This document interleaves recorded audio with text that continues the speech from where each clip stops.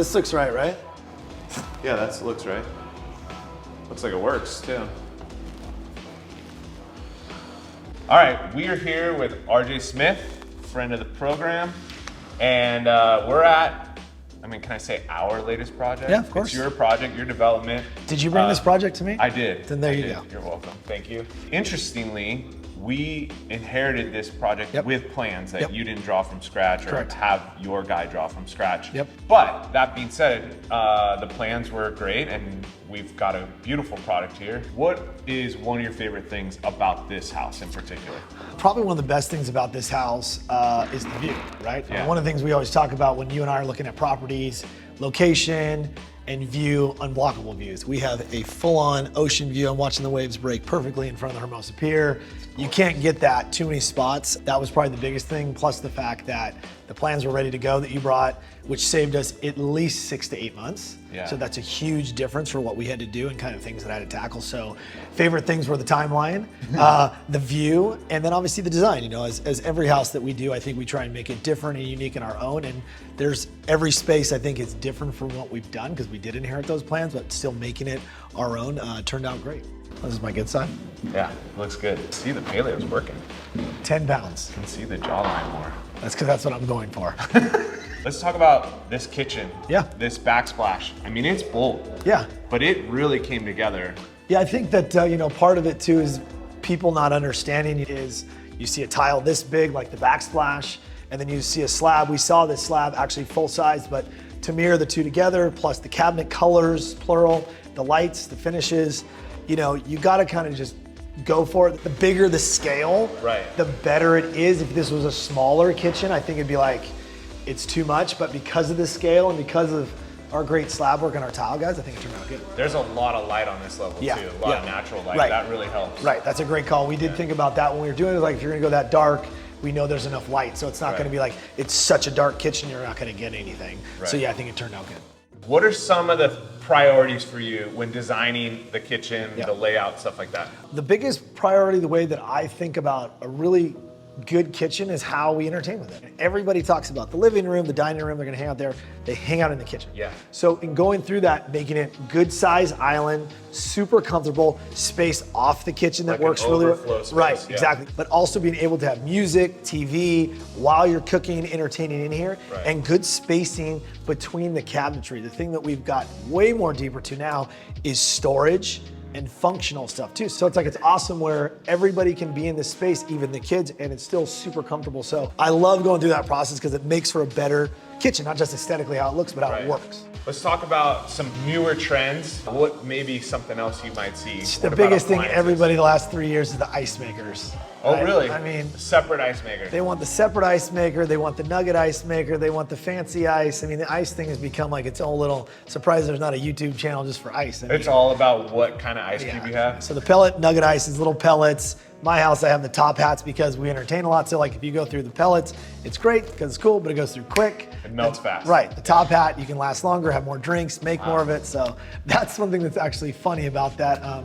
That and then probably the water. Everybody now is super health conscious. So a lot of times too, we are not putting this one. We did put a hot and cold filler on here. It's filtered water. Now we're doing whole house filtration systems kind of as like a standard. From the main. Right. So that's probably two of the bigger things that I'm seeing. You know, the ice is more where we live, what everybody, I feel like everybody's an alcoholic, but you know, everybody wants the ice.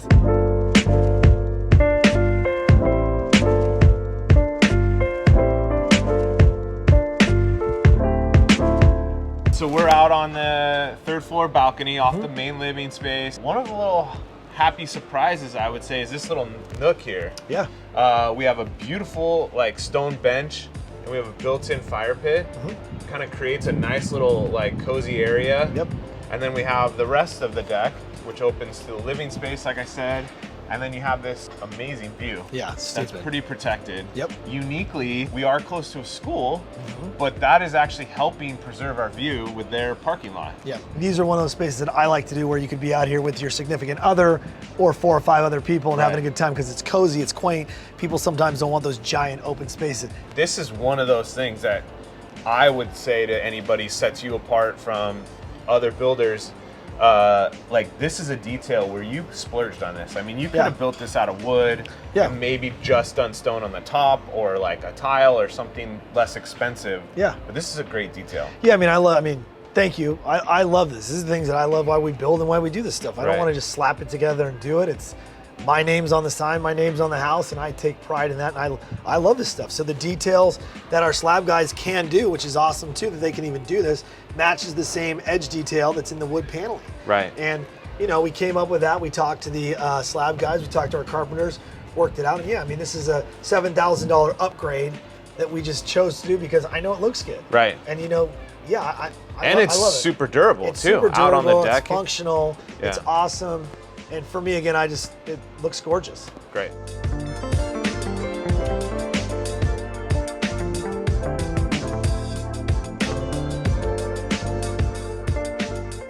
We're in the primary bathroom. Yep. This is beautiful. Thanks. But talk about some of the details that you feel really set it apart from others. The thing that I love is every detail is thought out. We're not just throwing the bench in there, the glass goes on top of it.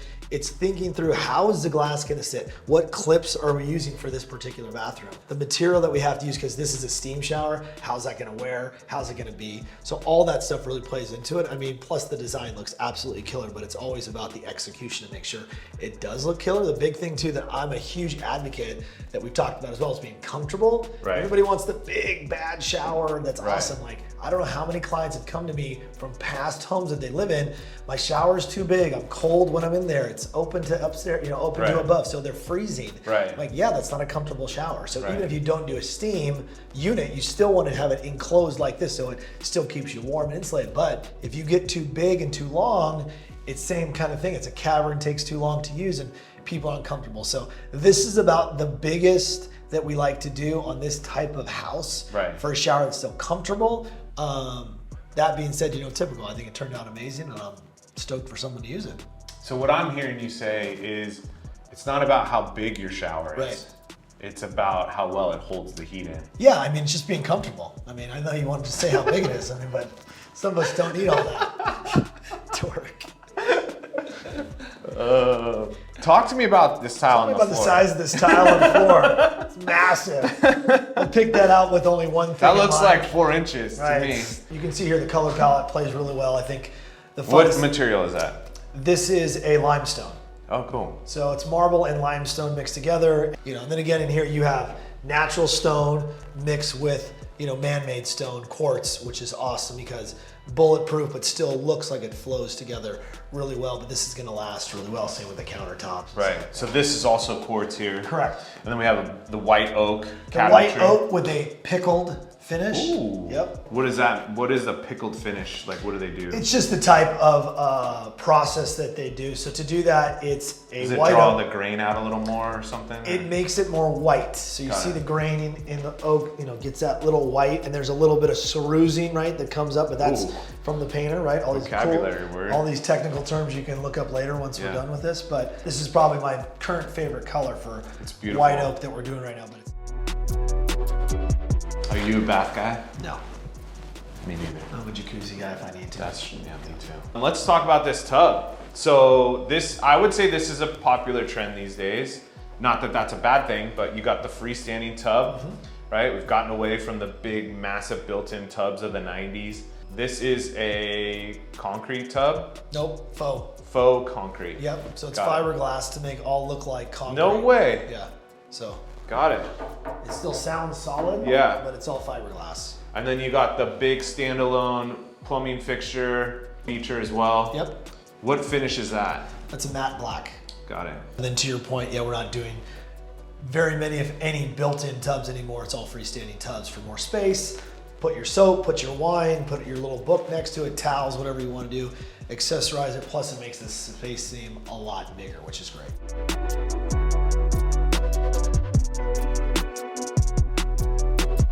Oh, sucks up here.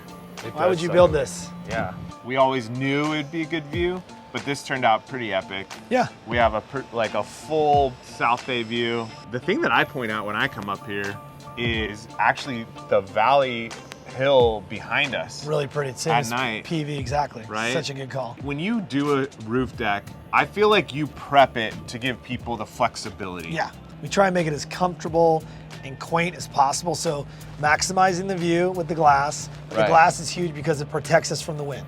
So the way I typically like these type of decks are low seating. You can see they put high seating for the stager, but we're set up for a TV up here if they want to, speakers up here already out, maybe a fire pit feature to keep you warm, but also we're set up for a barbecue, you and the missus, or you and a couple friends. It's nice to get up here, music, get away and enjoy it. How does the roof deck affect the ceiling heights in the entire house? Yeah, I mean, so to have a rooftop deck in Hermosa Beach, the critical height limit is your guardrail, which is this cap, okay? So that counts now as the apex of your roof. From there down, you have to be 42 inches, which gives us our floor height. So then you go down from there, it's all a number calculation. So typically it impacts, on a normal house in Hermosa, it impacts the kitchen. Right? We always make the kitchen a little lower because it's more comfortable. You're okay doing it there. You don't want to affect the living room, great room, dining room. That's more vaulted. That's typically how we do it. This house is unique, a little bit longer than what we've done lately. Right. So we put it over the office on the back of the house, the powder room, and the pantry, which are mostly utilitarian spaces, so no one really notices it at all. Plus the fact that we talked about, the view down there is so good, we didn't need this massive rooftop deck. Right. This is plenty big enough. All right, RJ, thank you so much for doing another video with us. This project turned out beautiful, like the other ones that I've been involved in. And really appreciate you doing this. Well, I appreciate you, Dan. Without Dan, we wouldn't have this. Without Dan, we wouldn't do all these beautiful things. So we can say thank you to me all you want, but does start with Dan in the beginning. So we can redirect our love towards each other. I will pay you for that later. There you go. I think that was the first hand heart I ever did. Oh, wow. We got it.